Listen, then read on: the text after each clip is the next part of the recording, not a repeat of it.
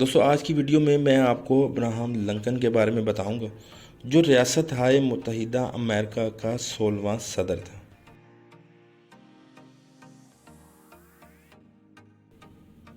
Abraham Lincoln 1809 میں ریاست کٹیکی کی ہارڈین کاؤنٹی میں پیدا ہوا۔ ہوش سنبھالنے کے تقریباً 25 سال تک مسلسل غربت اور دوسری مشکلات میں گھرا رہا۔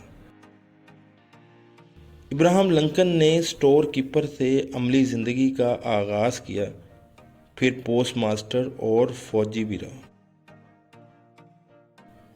ابراہم لنکن نے 1838 میں اپنی انتھک محنت اور لگن سے قانون کا امتحان پاس کیا اور پھر وکالت شروع کر دی، لیکن معاشی مسائل نے پھر بھی پیچھا نہ چھوڑا۔ پھر سیاست میں دلچسپی لینا شروع کر دی۔ ابراہم لنکن 1842 تک ریاستی مجلس آئین ساز کا رکن رہا۔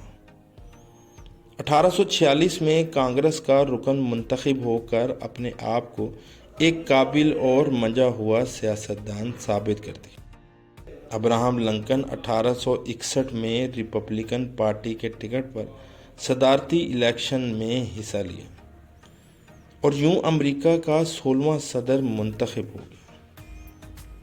1863 کو ملک سے غلامی کا خاتمہ کر دیا، جبکہ 4 اپریل 1865 کو فورڈز تھیٹر میں ڈرامہ دیکھ رہا تھا کہ ایک اداکار جان مکس بوتھ نے گولی مار کر ابراہم لنکن کو ہلاک کر دیا۔